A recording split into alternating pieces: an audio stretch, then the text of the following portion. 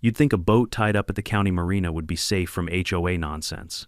But no, Karen, the self-appointed admiral of our homeowners association, came strutting down the dock one morning, a jangling set of so-called master keys swinging in her hand like she was about to raid enemy territory. My boat, my pride and joy, a 30-foot cruiser, was suddenly her next compliance project.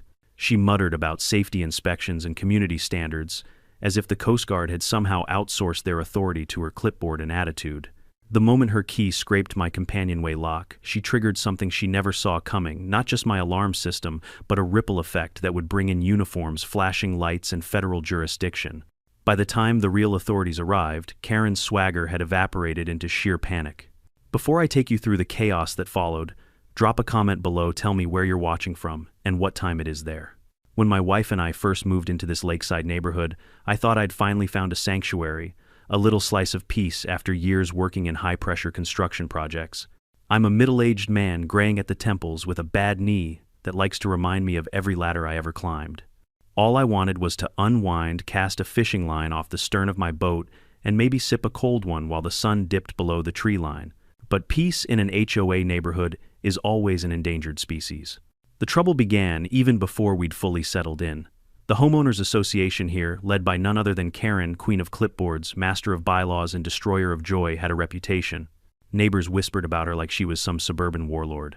Folks told me she once fined a guy for having a wind chime that clinked too loudly, and she once tried to ban someone's dog because it barked in non-compliant tones. Ridiculous, absolutely.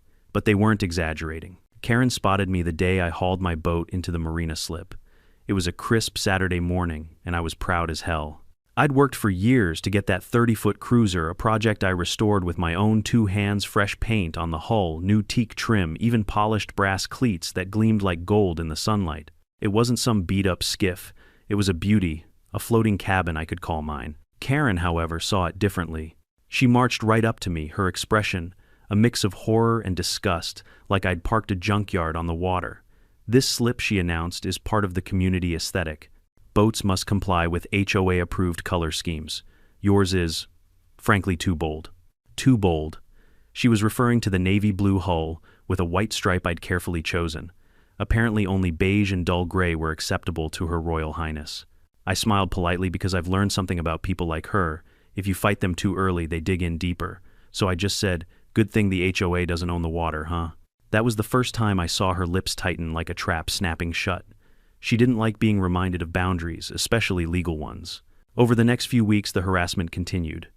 Little notes tucked under my windshield wiper, anchor line not HOA approved, emails about dock uniformity with thinly veiled threats about fines.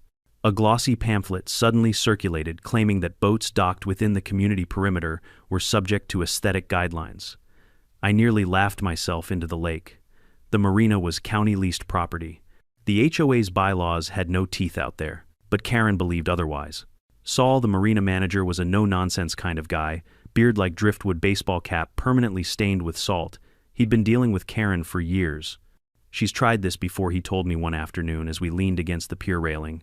"Tried to enforce HOA rules on the water. Didn't work then, won't work now. But she's stubborn. Watch yourself." And then there was June, our neighbor, self-styled local journalist, always with her phone out. She had a knack for catching Karen mid-tantrum and posting it to the neighborhood group chat. Her motto was, "If Karen says it, I record it." Bless her soul, she was a thorn in Karen's side, long before I ever arrived. Still, I wasn't naive. I knew a paper war was brewing. Karen didn't just come at you head-on. She liked to bleed you with paperwork and citations until you begged for mercy. So I decided to play defense.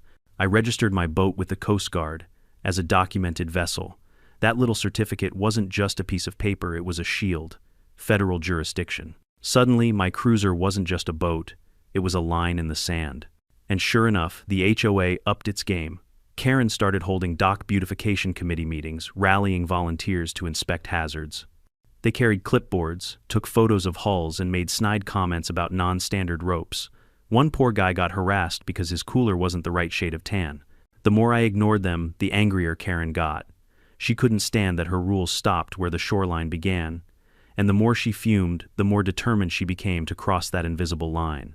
I upgraded my boat's security system, not just a padlock, but sensors, cameras, and a little trick I'd learned from my Coast Guard auxiliary training, a direct DSC link. If anyone tampered with my hatch, a coded distress ping would shoot out.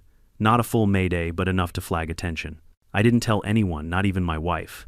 Let Karen think she was just waging a war of letters and fines. Meanwhile, I was setting a trap she couldn't see. Then came the message in the HOA app. Karen herself posted it. Community members should be aware non-compliant vessels may pose hazards. The HOA reserves the right to inspect boats for safety and standards at any time. She might as well have drawn a bullseye on my cruiser. Neighbors started murmuring, rolling their eyes, but nobody dared challenge her outright. She thrived on fear, but I wasn't afraid. I'd been dealing with inspectors, foremen, and overbearing bosses my whole life. Karen was just another clipboard in a long line of them. And yet, something about the way she bragged, the way she brandished those keys in meetings, sent a chill down my spine. She claimed she had a master key for the dock boxes and slip gates. No one had ever verified it, but she carried them around like trophies, jingling them just loud enough to remind everyone she had access. At first, I dismissed it as theater. Then, late one evening, I caught her on camera, standing at the edge of my slip keys in hand, testing them on other people's hatches. She didn't get inside, but she tried. And that's when I knew this wasn't just drama. It was escalation. That boat was mine, my refuge, my escape. And if Karen thought she could board it with her magic key ring, she was about to learn the hard way that the HOA's reach ended at the waterline. She thought she was the sheriff of the cul-de-sac.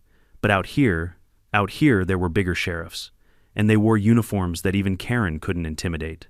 I should have known Karen wouldn't stop at petty notes or angry glares. That woman thrived on escalation the way most of us thrive on caffeine. Sure enough, one bright Monday morning, the neighborhood email list lit up with her latest masterpiece, a glossy, full-color pamphlet titled Dock Compliance and Community Safety Standards. I sat at my kitchen table, coffee in hand, flipping through the absurd little booklet. The cover featured a stock photo of some pristine yacht anchored in a harbor that looked nothing like our modest county marina. Inside, the bullet points made my blood pressure spike and my laughter bubble up at the same time. According to Karen, every vessel docked in community waters had to meet new rules, hulls painted only in neutral earth tones, deck furniture approved by the HOA committee for uniformity. Anchors, lines, and fenders must not clash with overall dock aesthetics. Inspections could be carried out at any time by authorized HOA representatives with master key access. Authorized representatives, master key access. She actually put it in writing. I nearly spit out my coffee. Not only was she inventing rules out of thin air, she was trying to extend her dominion onto property the HOA didn't even own. The marina lease was with the county. The HOA had no jurisdiction over those slips. But to Karen, legal lines were just obstacles waiting to be bulldozed. I decided it was time to counterpunch. I pulled out my boat's documentation official embossed paperwork from the U.S. Coast Guard. That certificate was my golden shield. A federally documented vessel wasn't just a hobby toy, it was recognized under maritime law. Karen's HOA pamphlet held less authority than a grocery store coupon in comparison. Later that week, I walked down to the marina office, pamphlet in hand. Saul looked up from his desk, grunted, and shook his head before I even said a word. "Yeah, I've seen it," he muttered. "She dropped off a stack yesterday. Told me to distribute them to all slip renters. I told her the trash bin was over there." He pointed to a dented can in the corner. I chuckled. "She's really pushing this master key thing, huh?" Saul leaned back in his chair, his weathered cap shading his eyes. "Buddy, she doesn't have a master key. Not for these slips. Keys are issued by the county. Each boat owner's got their own. If she's got a set, it's homemade, or worse, she's been tampering." That sent a chill down my spine. Karen wasn't just blowing smoke, she was dangerous. I decided to escalate quietly. I invested in more security. My cameras now covered every angle of my slip, infrared ready. I installed a magnetic sensor on the hatch and linked it to my boat's DSC system. For anyone else, that was overkill. For me, it was insurance. If Karen crossed the line, I'd have proof alarms and, most importantly, a direct call for backup that didn't care one bit about HOA politics. Meanwhile, the neighborhood app started buzzing with Karen's propaganda. She wrote long, self-righteous posts about dangerous nautical hazards and non-compliant vessels threatening property values. She sprinkled in dramatic language about tragedies waiting to happen if the HOA didn't act. One message stood out: effective immediately, the HOA reserves the right to conduct surprise inspections of marina slips for community safety. Surprise inspections. She was escalating from nuisance to threat. Neighbors rolled their eyes in private, but in public, most kept quiet. Karen wielded power like a cudgel. She had a loyal faction of rule worshippers, the types who polished their mailboxes twice a week and tattled on kids for riding bikes too fast. Those folks cheered her on parroting lines about safety and uniformity, but not everyone was on her side. June Ever, the documentarian, uploaded a video compilation clips of Karen scolding people about recycling bins, yelling at a teenager for fishing off the dock, and even measuring the length of a neighbor's lawn with a tape measure. The video ended with Karen declaring the HOA has authority everywhere, whether people like it or not. The group chat exploded with memes. My personal favorite was someone photoshopping Karen onto a pirate ship wielding a broom like a cutlass. Still, satire only goes so far. Karen didn't laugh. She doubled down. I caught her one evening walking the docks with 2 of her compliance volunteers. They wore matching HOA polo shirts, like they were on some official patrol. Clipboards in hand, they squatted next to boats, scribbling notes about fenders, ropes, and paint. One even tried to photograph my fire extinguisher mounted in the cabin window. I leaned against the pier rail, watching with amusement. "You guys starting a new navy," I called out. Karen snapped her head around, eyes flashing. "This marina is part of our community. We have every right to ensure compliance with safety and aesthetics." I held up my Coast Guard documentation like a badge. "This says otherwise. HOA rules stop at the shoreline." Her lips curled into that tight, venomous smile I'd come to know too well. "We'll see about that." And that was the moment I knew she wasn't bluffing anymore. She wasn't satisfied with pamphlets or posts. She was planning something bigger, something that involved her precious keys. I didn't need Saul to tell me. I saw it in the way she fingered that key ring, the way she tapped it against her clipboard like a countdown. She was convinced she had authority, and she was itching to prove it. So I waited. Cameras, armed sensors, set, paperwork ready. Karen thought she was a paper tiger with claws made of bylaws. But she was about to learn the hard way that paper burns fast when you bring it near real law, and I had a federal flame ready. It was a Saturday, the kind of day meant for nothing more than bait sunshine and forgetting the world. I was leaning against the counter of the marina's bait shop, jawing with Saul about the trout bite, when my phone buzzed. Not a text, not a call, the alert tone I'd set only for my boat's security system. Hatch opened. Motion detected. For a moment I thought maybe it was a glitch. Then another ping followed, companionway access. Unauthorized key attempt. My stomach dropped. I pulled up the live camera feed, and there she was, Karen herself, HOA, President Destroyer of Weekends, standing on my deck like she'd been crowned Admiral of the Lake. She wasn't alone. 2 of her loyal compliance volunteers hovered behind her clipboards at the ready, nodding like squires obeying their queen. Karen bent over my hatch, fumbling with a ring of jangling keys. "This one has to work," she muttered, voice sharp in the mic. "The HOA doesn't tolerate rogue vessels." Rogue vessels. She said it like my 30-foot cruiser was a pirate ship about to storm her precious cul-de-sac. I bolted out of the bait shop, my knee aching but adrenaline shoving me forward. Dock planks thudded beneath my boots as I stormed toward my slip. The lake shimmered calm and glassy, a cruel contrast to the storm brewing on my boat. Through the feed in my pocket, I heard her henchman mumble, "Karen, are we allowed to do this?" She snapped. "Of course we are. Safety first. His anchor rope isn't beige. That's a hazard. And look, he's got a cooler that doesn't match the dock decor. Unacceptable." I nearly laughed even as fury boiled inside me. Beige ropes, coolers.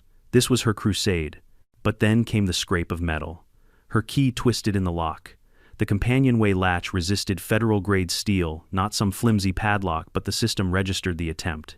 That was all it needed. A shrill, high-pitched alarm wailed from the boat, echoing across the marina like a klaxon. Seagulls, scattered boaters jerked their heads up, and Karen froze keys mid-twist.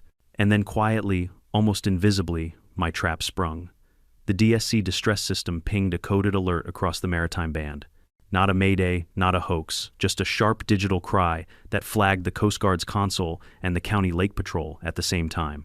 I reached the head of the dock just as neighbors started gathering. Phones came out. June, of course, front and center, live stream already rolling. "HOA, break-in. People," she narrated breathlessly. "Karen's at it again." Karen tried to recover her composure. She raised her chin, glaring at me like I was the intruder. "We are conducting a compliance inspection," she declared loudly, voice wobbling but still commanding. "This vessel is non-compliant, and therefore subject to HOA review." I barked a laugh that carried down the dock. "Karen, this isn't your pool deck. You have no jurisdiction here." But she doubled down, waving her clipboard like a sword. Your anchor line is a tripping hazard. Your fire extinguisher is not HOA approved. And this, she pointed dramatically at my teak trim, is an aesthetic violation. The crowd chuckled. Even some of her volunteers looked embarrassed. One whispered, "Maybe we should leave." She shot him a glare so sharp he wilted on the spot. No, we finished what we started. Then came the sound that changed everything, a low whoop whoop whoop echo rolling across the lake. At first faint, then louder, stronger. My DSC alert had done its job. A county patrol boat cut across the cove, lights flashing siren, whooping in short bursts. And right behind it, sleek and powerful, a U.S. Coast Guard response boat roared into view. Karen's face drained of color. The neighbors gasped. Phones angled higher, capturing the scene as the vessels closed in water spraying up from their wakes. I crossed my arms, savoring the moment. Looks like the real inspectors are here. Karen fumbled her keys, nearly dropping them into the water. This is unnecessary," she stammered.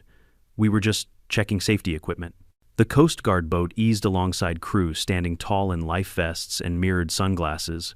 One of them, Petty Officer Ruiz, as I'd later learned, cupped his hands and shouted, "Whose vessel is this?" I raised my hand. "Mine." And she's breaking into it. Dozens of eyes, dozens of cameras, and now federal uniforms all locked on Karen. She sputtered, clipboard trembling. I'm the HOA president. I have the authority." But before she could finish, Ruiz's voice boomed across the marina. "Ma'am, you have no authority on a documented vessel. Step away. Now." And just like that, Karen's so-called master key lost its magic. Neighbors whispered, chuckled, some outright laughed. June's livestream comments poured in little hearts and laughing emojis flooding the screen. Karen stepped back, her face twisted between rage and fear. For the first time, the mighty HOA president looked small, cornered, and utterly powerless. And me, I just smiled, leaning against the pier post, letting the scene burn into memory. Because this wasn't just about a boat. This was about drawing the line and watching Karen stumble right over it, straight into the hands of people who actually had jurisdiction. If you've never seen a crowd of neighbors turn on a dime, you should have been there that afternoon. One moment, people were watching Karen jiggle keys like she was about to repossess a yacht. The next, they were whipping out phones, pointing, whispering, and laughing as the Coast Guard boat cut its engine alongside my slip. The uniformed crew moved with crisp efficiency, no wasted motions, no hesitation. Petty Officer Ruiz, the lead, stepped onto the dock-heavy boots, thudding against the planks. His sunglasses mirrored the scene, Karen stiff as aboard volunteers, sweating through their polo shirts, me standing there with my arms crossed and my grin wide enough to split my face. "Whose vessel is this?" Ruiz asked, voice steady-clipped official. I raised a hand. "Mine." 30-foot cruiser documented vessel numbers on the hull. Ruiz nodded once. "And these individuals?" He turned his gaze on Karen, who puffed herself up like a cornered cat. "I am the HOA president," she declared, clipboard trembling in her hand. "We were performing a safety inspection. This boat has numerous violations. Ropes, fire extinguishers, paint colors. The community demands compliance." The silence that followed was thick enough to chew. Then Ruiz said in a tone as flat as a hammer, "Ma'am, the HOA has no authority to board or inspect a federally documented vessel. What you've done is unlawful entry." Karen's jaw twitched. She held out her binder like a shield.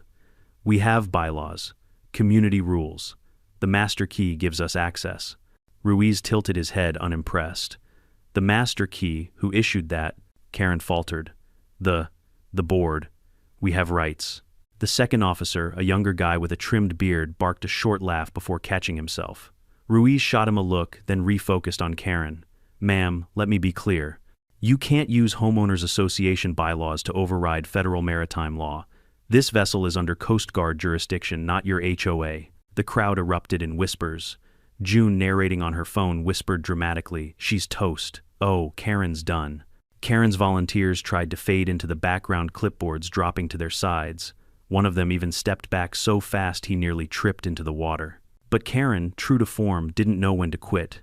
She jabbed a finger at my boat, her voice rising an octave.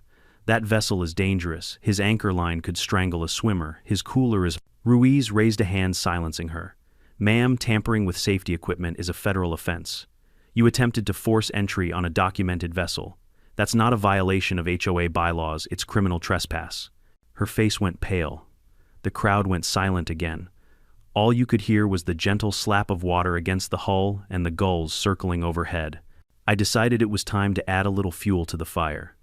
I pulled out my phone and hit play. On the screen, my security feed showed Karen fumbling with her keys, muttering about rogue vessels and non-compliant anchor ropes. The audio was crystal clear. The neighbors gasped. Some laughed outright.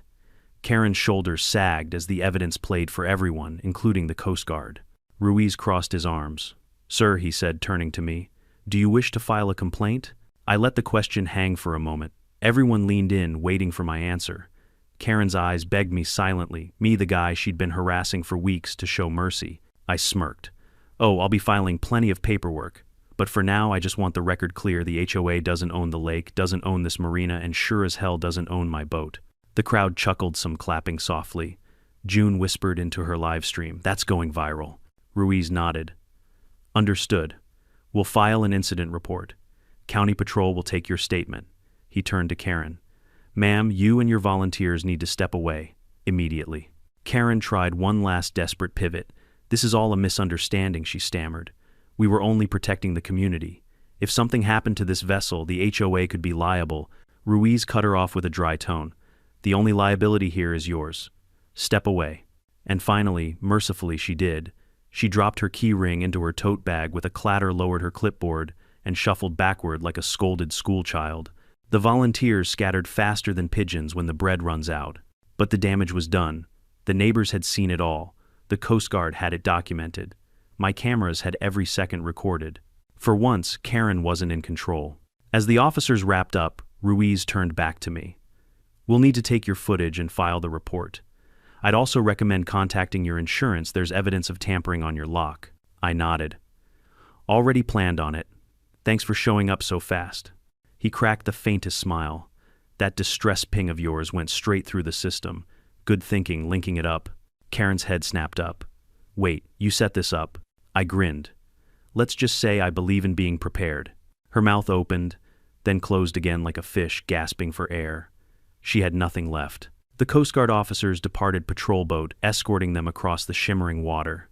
The crowd lingered, buzzing, gossiping, laughing. Karen hurried off down the dock, shoulders hunched, muttering about misunderstandings and legal reviews. But her authority, the iron grip she'd held over the neighborhood, was cracked wide open. And me, I stayed behind on the deck of my boat, running a hand along the polished teak, breathing in the sharp scent of lake air. For the first time in weeks, I felt free. Karen had tried her master key, but it was the Coast Guard who had the real power. And she knew it. Everyone knew it. You'd think after the Coast Guard spelled it out in bold letters, Karen would have slinked back to her cul-de-sac throne and licked her wounds. But Karen wasn't wired for humility. The woman could fall flat on her face in front of a stadium crowd and still insist she meant to do it. So as the officers gathered statements, she tried spinning the story, twisting words, twisting facts, even twisting herself into knots, to avoid admitting what we all saw with our own eyes. "Those keys," she told Ruiz, waving them like a magician revealing a trick, "are for emergencies. If there had been a fire or a gas leak or, heaven forbid, a drowning, the HOA would have been negligent not to act. We were simply proactive." Ruiz raised an eyebrow. "Proactive? You were caught attempting to unlock a hatch that doesn't belong to you." Her voice cracked just slightly. "Well, maybe the marina management told us we could." And that's when Saul, leaning casually against the pier post, decided to speak. His tone was flat, almost bored, like he'd been waiting all week for this moment. "Lady, the marina contract is with the county. I manage this dock. You have zero authority here. I never gave you keys. You've been jiggling at locks you don't own, and now everyone's seen it." The crowd snickered. Phones stayed up. June whispered, "Ooh, she's cornered now," into her mic, her live stream comments flying with popcorn emojis and laughing faces. Karen's face flushed crimson, but she tried again. But the bylaws." That was my cue. I reached into my backpack and pulled out a neat little folder tabbed and color-coded. I'd been keeping it for weeks, building my case like a chess player stacking pawns. I handed it straight to Ruiz. "Here's every HOA notice she sent me," I said. "Every email, every pamphlet, every fake inspection warning. And here's my Coast Guard documentation proving this vessel falls under federal jurisdiction. Not one of her so-called bylaws touches this slip." Ruiz flipped through the pages, his expression unreadable, but I saw the corner of his mouth twitch. "You've been keeping good records," he said finally. I nodded. "Experience taught me when someone like Karen comes knocking, you don't just slam the door. You document, you record, and you wait. Eventually, they trip themselves. Karen sputtered. "This is harassment. He's setting me up." I smiled. "Funny thing, Karen, you're half right. I did set something up." The crowd leaned in. Even Ruiz paused. I tapped the DSC alarm panel mounted near the hatch. "That little ping you heard earlier, I linked my boat's security system with the Coast Guard distress channel. I'm auxiliary. We train for this stuff. I knew if anyone tampered with my vessel, the system would alert the right people, which is why they showed up so fast." Gasps rippled through the crowd. Someone muttered, "He's Coast Guard." I clarified with a grin, "Auxiliary, not active duty. But it comes with certain perks, like knowing exactly what laws apply out here." June nearly dropped her phone in excitement. "Oh, this is gold. HOA Karen breaks into a Coast Guard auxiliary's boat. You can't make this up." Karen's mouth opened, then snapped shut again. Her eyes darted around looking for an ally, but her volunteers had suddenly developed deep interest in their shoelaces. Ruiz nodded slowly. "That explains it. And it confirms something else you had the foresight to prepare. Smart move." He turned back to Karen. "Ma'am, you need to understand, tampering with federally documented vessels isn't just bad manners. It's potentially a federal offense. Lock safety gear, hatches, those are protected. And now we've got video eyewitnesses and a recorded alert." Karen stammered. But the boundaries. The marina is part of the neighborhood." Saul barked a laugh. "The marina is leased by the county. I've told you a dozen times. You never listened. Now look." Her face twisted. She looked like she might cry, but pride kept the tears from falling. Instead, she puffed out her chest again, desperate to salvage a shred of power. "This is all confusing. We were acting in good faith. Surely the HOA can't be punished for a simple misunderstanding." I leaned forward, my voice low, but cutting enough for everyone to hear. "Karen, you weren't confused. You were arrogant. You thought your bylaws trumped the law of the land. But here's the truth out here. You're just another trespasser. And you've been caught." The crowd roared with laughter. Even Ruiz's partner cracked a grin. June's livestream comments exploded. "Get her Coast Guard. Karen versus federal law round 1.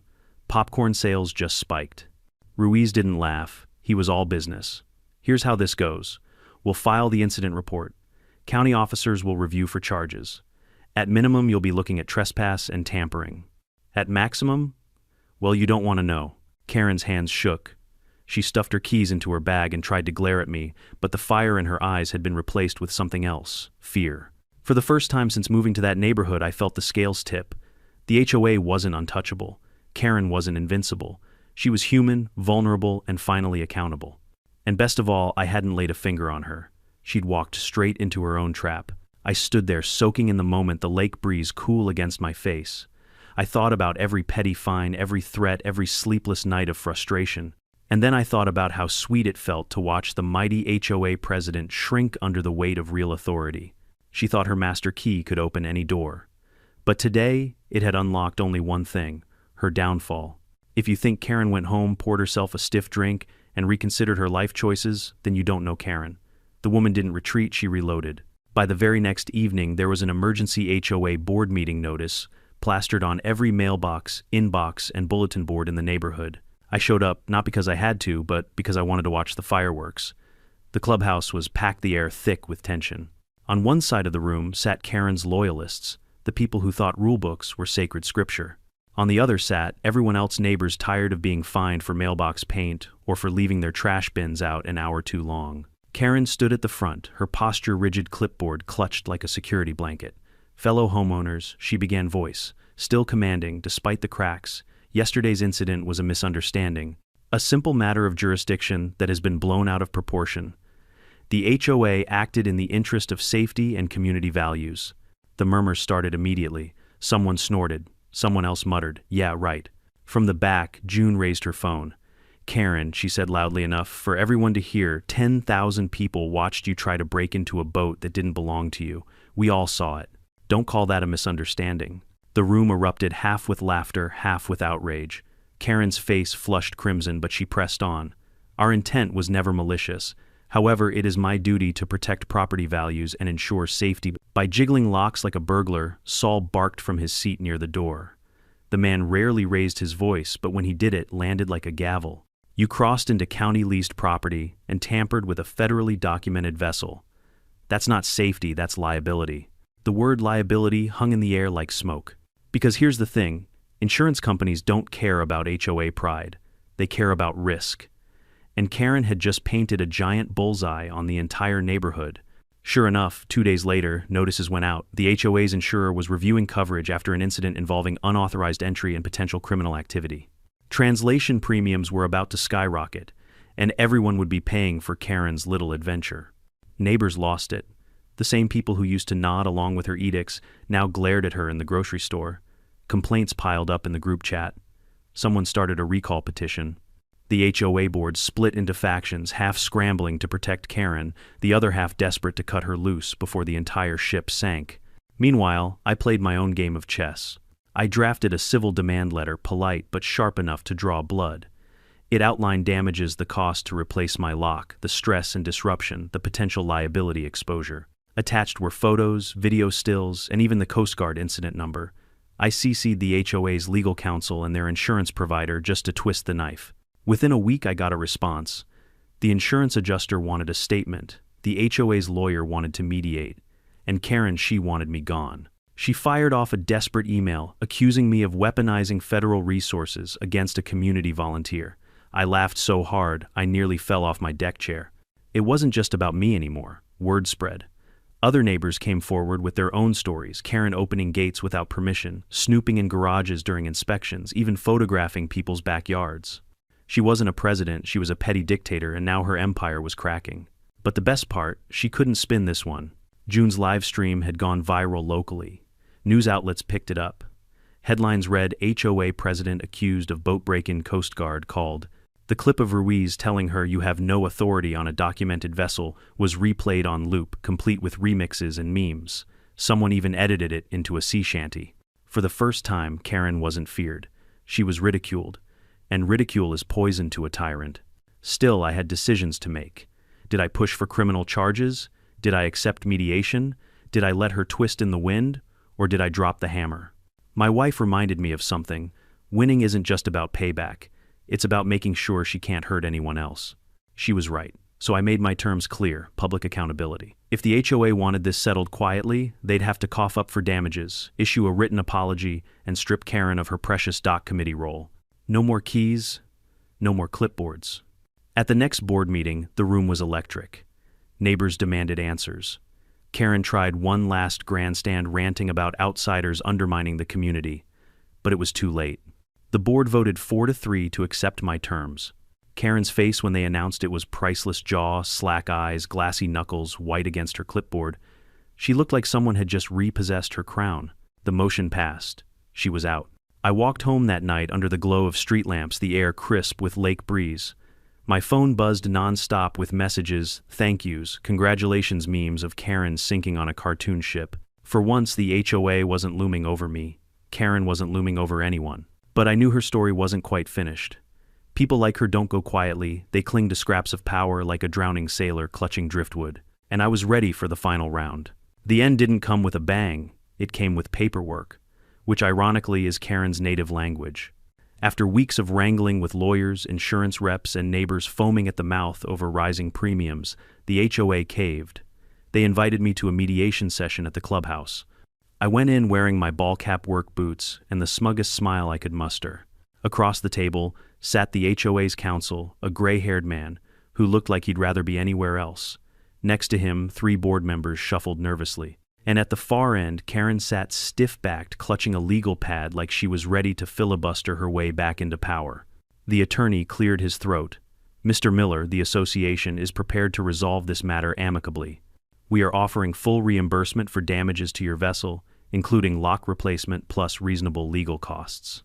I leaned back, crossing my arms. That's a start, but it's not enough. Karen snapped. How dare you? I cut her off. This isn't just about me. It's about every neighbor you've bullied, fined, and harassed. So here are my terms, written apology signed by the board, acknowledging you had no authority at the marina. Coverage of damages and fees, and effective immediately, Karen steps down from any role involving the docks. No more keys, no more clipboards. The board shifted uncomfortably. Karen sputtered. That's outrageous. I was protecting the community. Saul, who'd been invited as a witness, leaned forward. "Lady, you almost cost the community its insurance. Outrageous is you trying to play sheriff on county property." The lawyer sighed, pinched the bridge of his nose, and said the words I'd been waiting for: "We accept." Karen's pen clattered to the table. She stared at the board members like they'd stabbed her in the back. But the truth was, they were finally doing what they should have done years ago, cutting her loose before she dragged them all down.